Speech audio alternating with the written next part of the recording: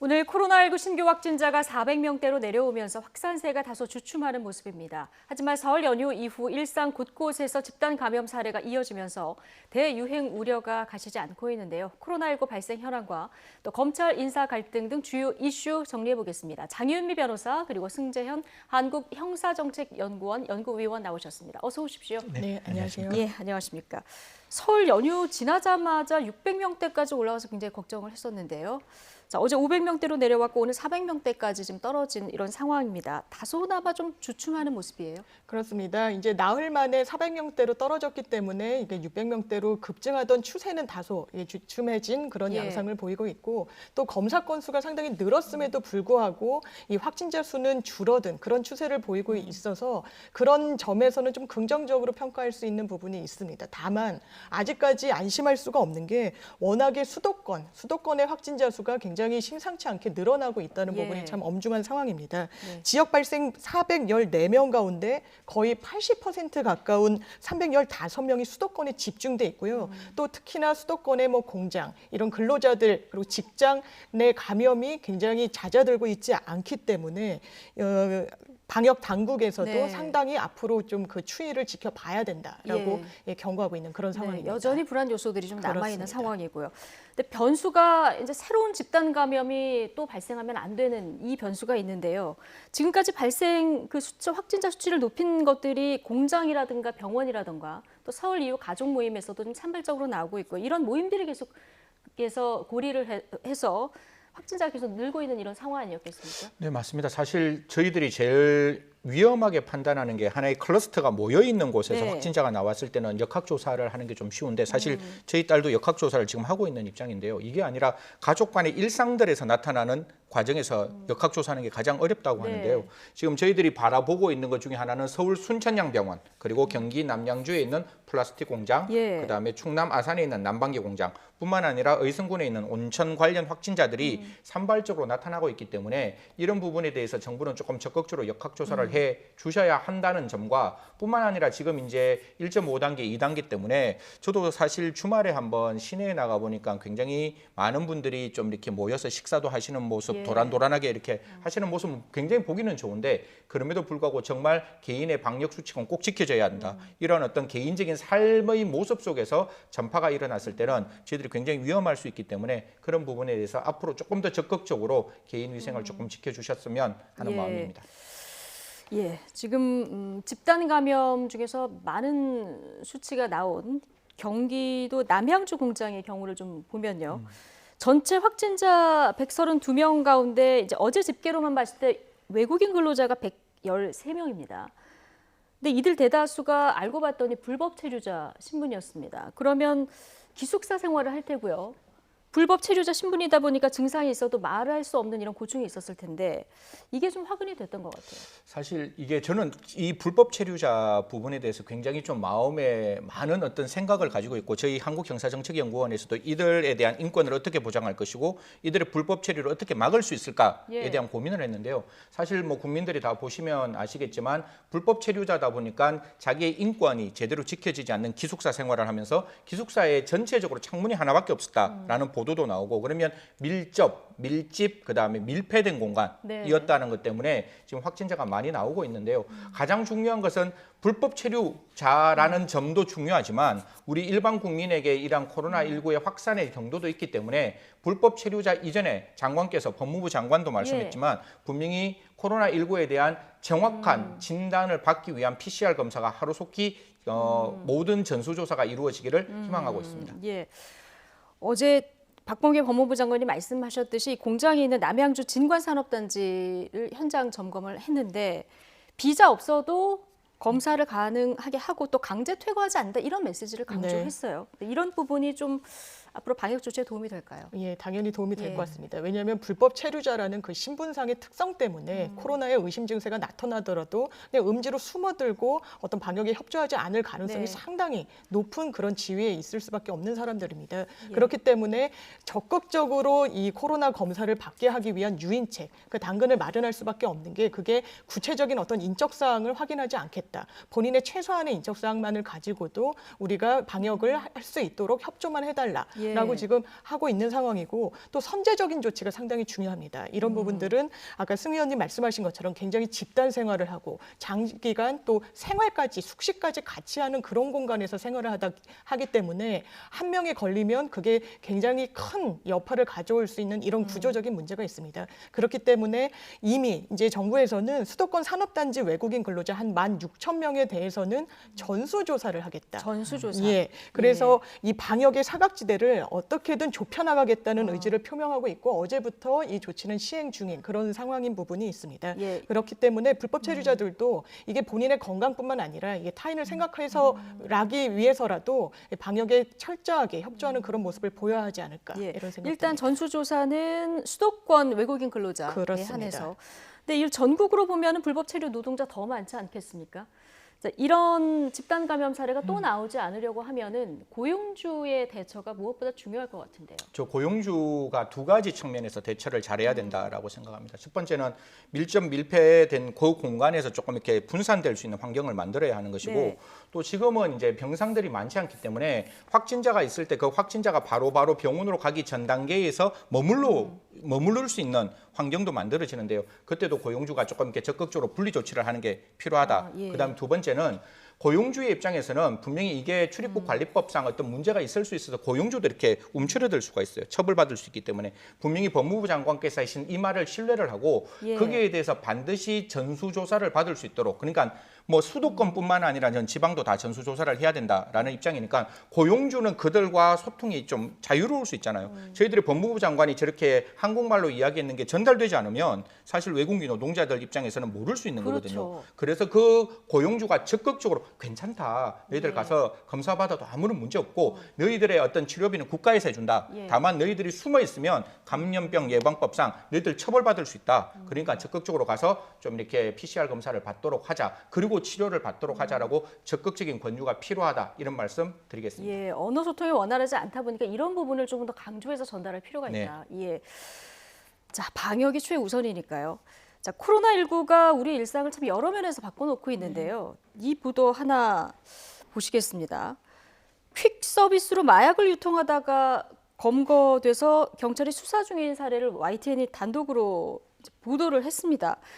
이 퀵 서비스로 마약을 배달한다? 이 기존에도 좀 있었던 일입니까? 아니면 코로나 시대 좀 변화가 생긴 겁니까? 사실 그 양상에 상당한 예. 변화가 있는 것 같습니다. 예. 과거에는 뭐 집단적으로 그리고 뭐 지인을 통해서 마약을 입수하고 이제 수입하고 그런 양상을 보였다면 코로나 시대에는 인편으로 그리고 소수로 그리고 뭐 인터넷을 사용해서 이런 형식으로 굉장히 그 양상이 달라지고 있는데 이번에 YTN에서 단독 보도한 이 내용은 네. 퀵 그 배달 기사분이 상당한 기지로 이것이 마약이라는 부분을 인지해서 경찰이 수사한 것 같습니다.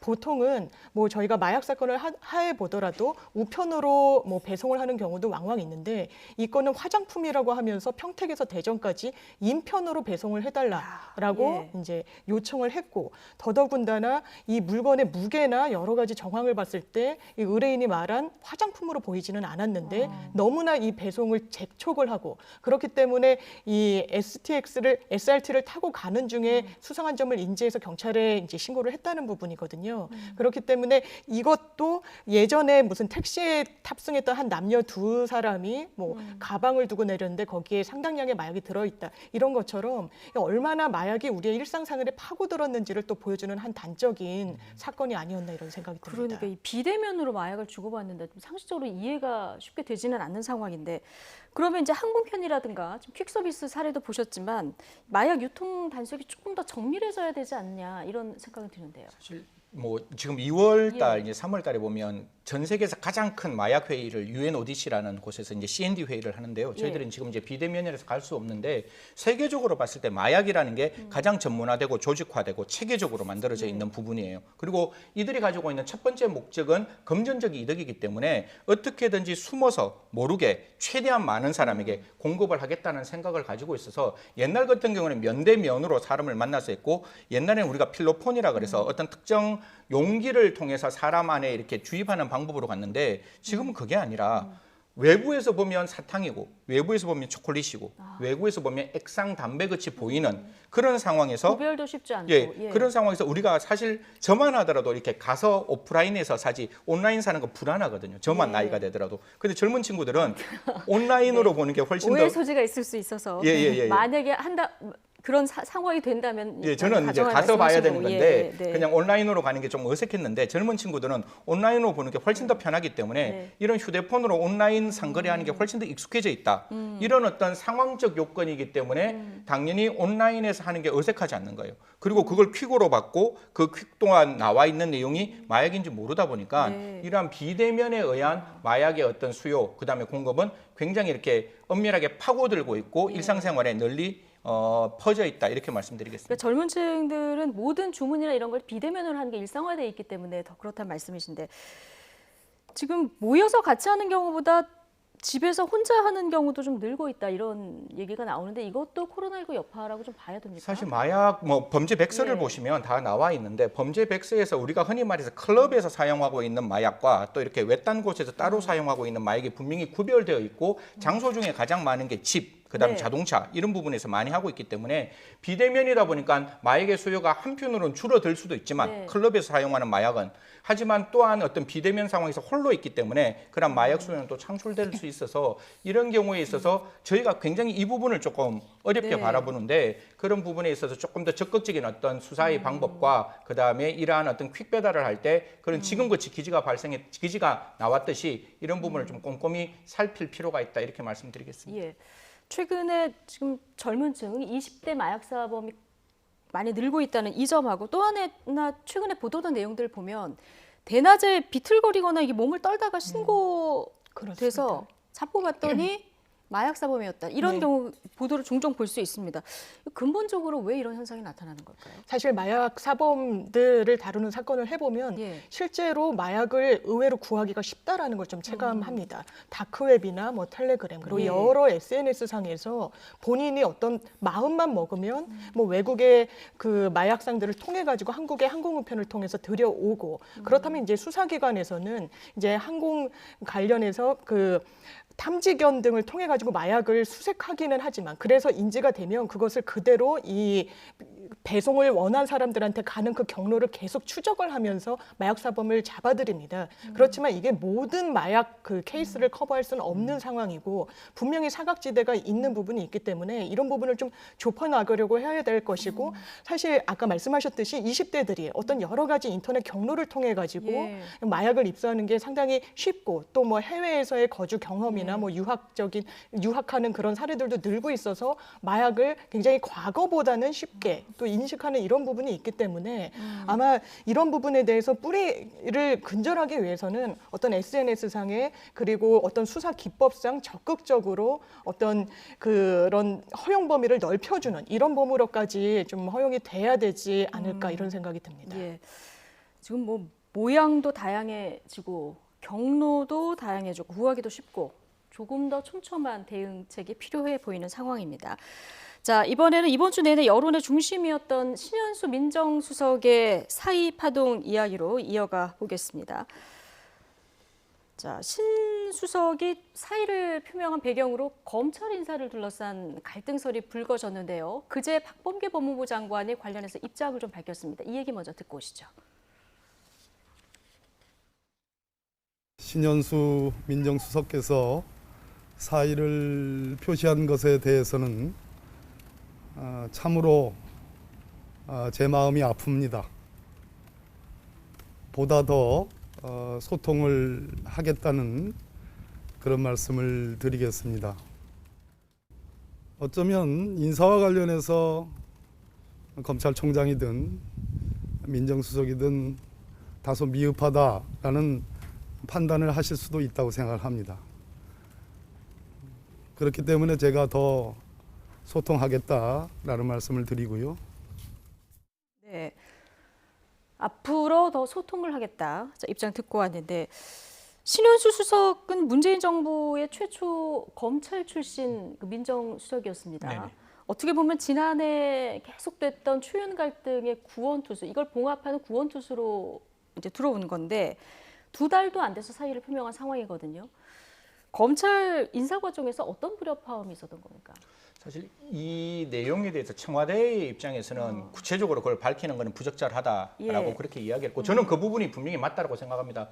대통령이 어떻게 보고를 받고 어떻게 재가를 하느냐 이건 통치행위의 영역인 것이고 법무부에서 검찰총장과 어떻게 의견을 조율하고 조율된 의견의 인사판이 어떻게 BH 즉 청와대에 들어가서 그 민정수석실에서 어떻게 대통령에게 보고되는지는 예. 사실상 이렇게 많은 어제도 저도 전화를 좀 받았는데요. 저 청와대 출입 1호 기자들이 도대체 어떻게 인사판을 움직이느냐라고 나오는데 예. 그거는 뭐 지금 정부와 그다음에 과거 정부가 다를 수도 있는 부분이기 때문에 그런 부분을 소상히 말씀드리는 건 좀 어렵지만 분명히 언론에서 나와 있는 두 가지 팩트는 그 신수석의 입장에서는 이러한 재가를 할 때 의견 조율이 안 되어 있는 상황이다라는 네. 점이 이제 하나가 확인되는 것이고 두 번째는 그게 일방적인 의사 표시에 의해서 이루어졌다라는 점이기 때문에 이 두 가지 점이라면 보통은 일반적인 인사판은 보통 청와대에서 인사수석실을 통해서 올라가지만 민정수석실에 대한 인사는 민정수석실이 오롯하게 그 대통령에 보고되는 그게 전례적인 관례였다면 분명히 민정수석실에 있는 수석이 그 내용을 만약에 지금 언론에 나온 대로 몰랐다면 굉장히 그 부분에 대해서는 수석의 입장에서는 조금 이렇게 불편했을 것이다 이렇게 말씀드리겠습니다. 그러니까 통상의 검찰 인사는 청와대, 법무부, 검찰 내부적으로 조율을 거쳐서 하는 그런 관례들이 있었을 네. 텐데요.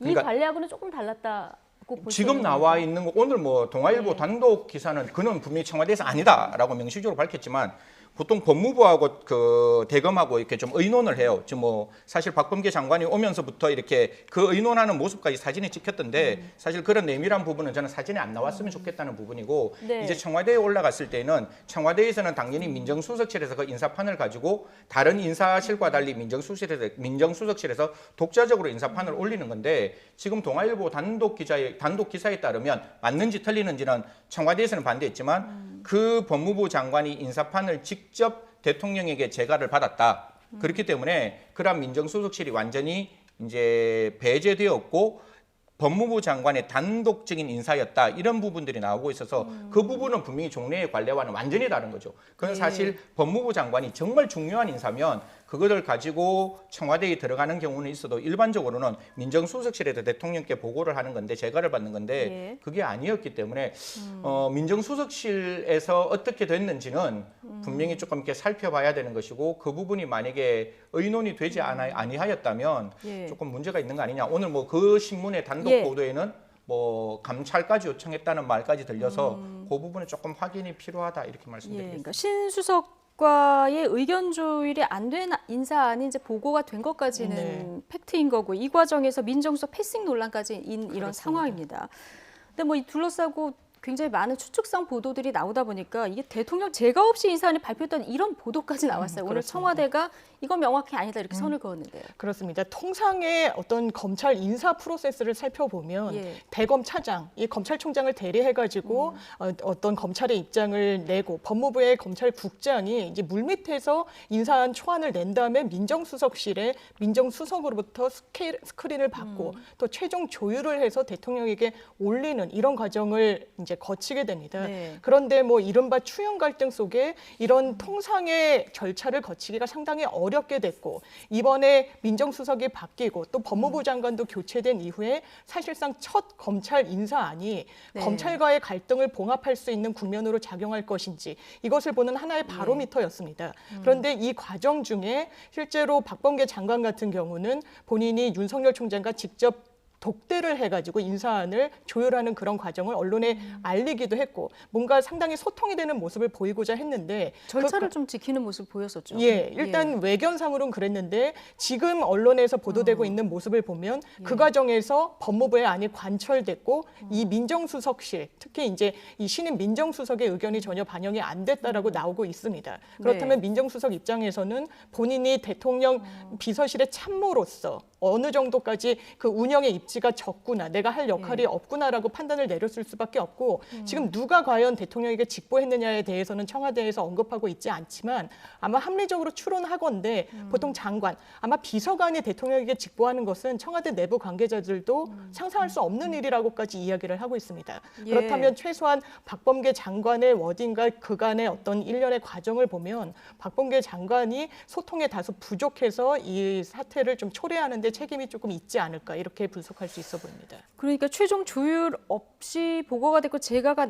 난 것까지는 지금 알려져 있고 이걸 최종적으로 누가 보고했느냐 여기에 대해서는 아직 청와대에서 확인해 줄 수 없다 이런 입장인데 지금 말씀하셨지만 이 휴일에 난 인사 아니겠습니까? 박범계 장관은 그렇다면 이게 조율이 다 안 된 상태에서 왜 무리수를 뒀을까요?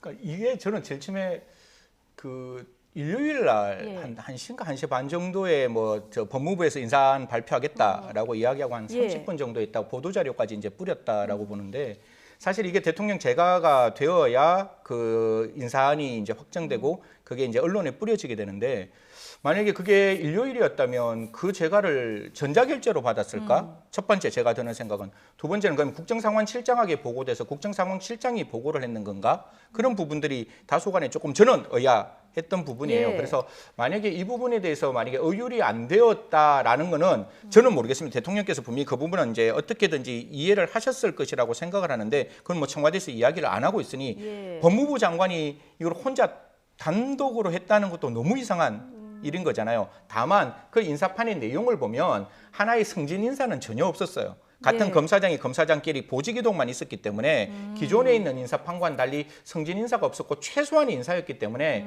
그런 부분에 대해서 좀 조율이라는 게 그렇게 큰 의미는 없는 거 아니냐라고 혹시 생각했을 수도 박범계 장관 입장에서 있다라고. 생각을 해보면 예. 큰 변동이 없는 인사였기 때문에 네네. 근데 그것도 뭐 사실 기존의 관례에 따르면 조금 어색한 부분은 분명히 있죠. 왜냐하면 가장 중요한 게 서울중앙지검장이었는데 네. 그 중앙지검장에 대해서 이견이 분명히 존재했다라고 이제 언론에 나오고 있으니까요. 그 부분에 대해서 왜 그렇게 소통이 지금 분명히 그렇게 이야기하잖아요. 소통이 좀 부족했다라고 하는데 저는 소통인 게 단순히 이렇게 듣는 게 아니라 소통은 그 내용을 듣고 거기에 따라서 실천하고 거기에 따라서 무엇인가의 결과를 나타내는 건데 사실 단순히 듣는다는 거는 소통에서 가장 중요한 결과가 없었지 않았냐라는 생각은 조금 드네요. 예.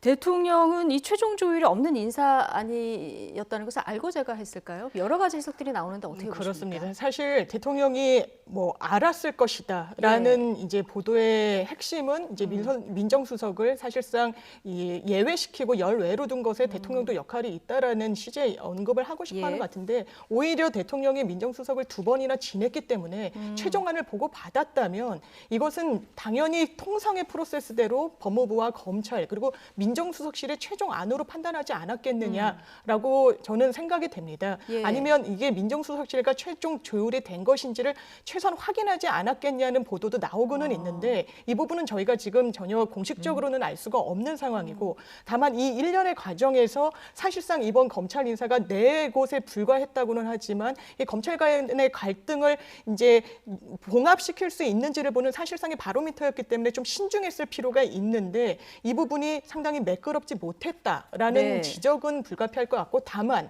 이 사태가 뭐 대통령의 레임덕까지 초래할 것이다 이런 식의 분석을 하는 것은 좀 너무 과도한 나간 상황이 분석이다. 아닌가 이렇게 분석됩니다. 신현수 수석 현재 휴가 중이고요. 월요일에 이제 돌아올 예정인데 돌아올지 아니면 다시 사의를 표명할지 이 부분이 이제 우선의 관심입니다.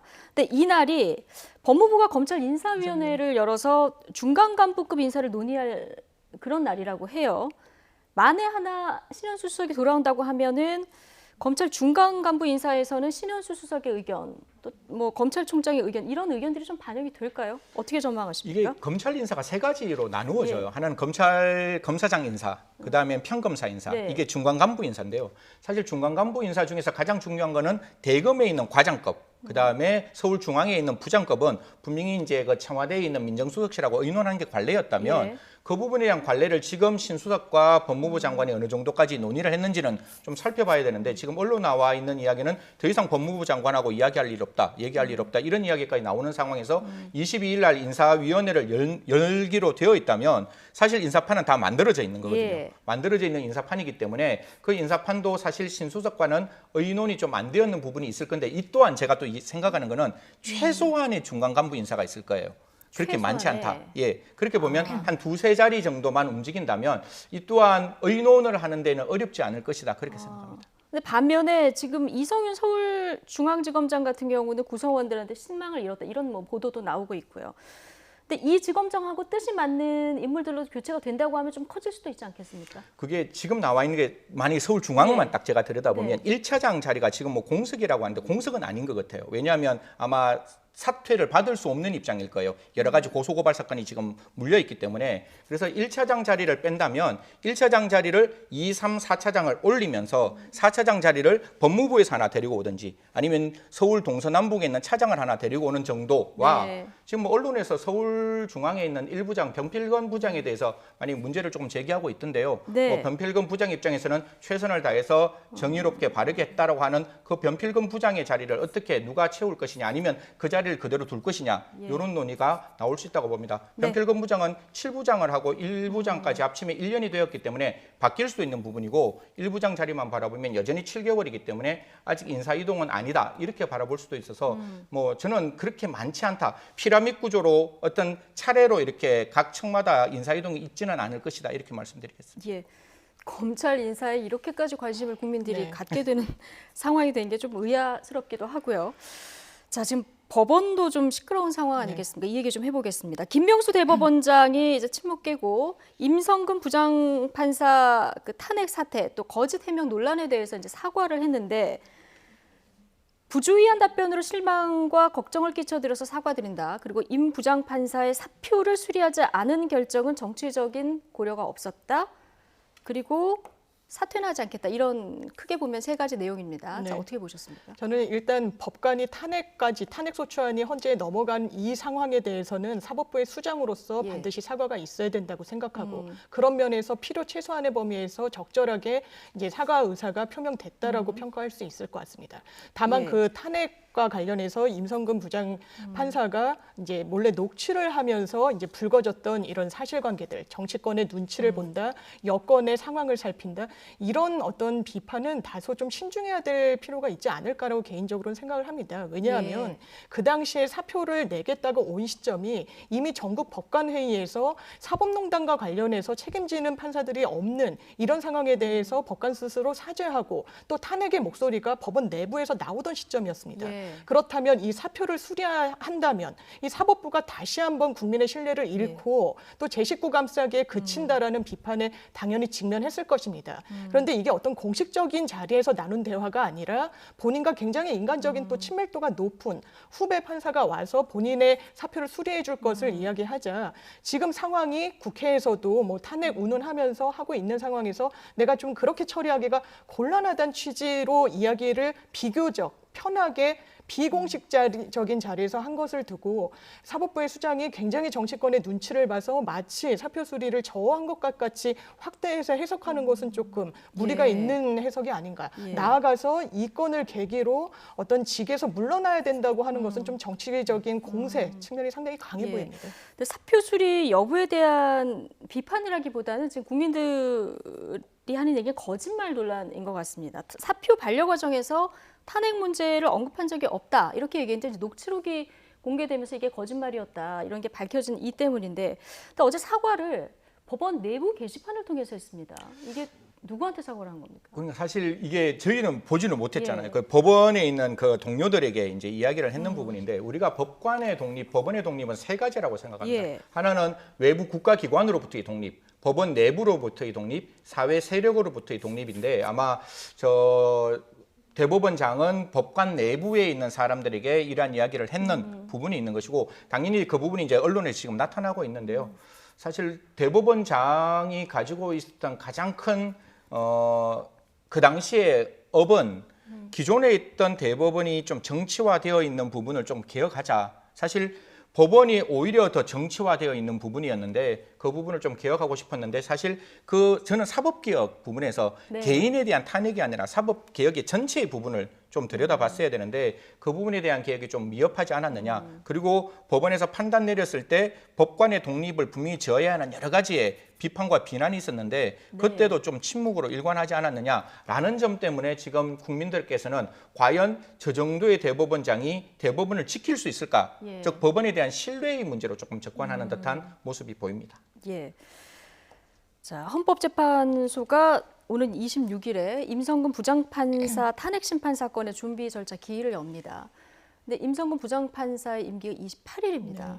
이게 실익이 있는지 이게 궁금하고요. 그렇다면 헌재는 어떤 판단을 내릴지 좀 예상해보는 것도 이 결과도 궁금한데요. 그렇습니다. 지금 탄핵 소추안은 이 탄핵을 어느 자리에서 하겠다는 것이니 그냥 법관의 지위에서 이제 나가게 하겠다는 그 결정을 내리는 과정이기 때문에 네. 그렇다면 본인이 이번 달 말로 법관 지위에서 나오게 되는데 이 탄핵의 대상이 되느냐 이 부분부터 상당히 좀 논의가 되는 부분인데 지금 뭐 사법농단 판사들의 탄핵을 주도했던 이탄희 의원 같은 경우에는 이게 굉장히 빨리 처리된 사례가 있다. 그리고 이제 법률 같은 경우에는 이제 법률안의 위헌 여부를 판단할 때 헌재에서 계류 중인 상황에서 법률안이 폐기된 경우 그래도 헌재에서 이 위헌 여부를 결론 내린 그런 전례가 있다라는 이유에서 전례가 네. 있군요. 예. 예.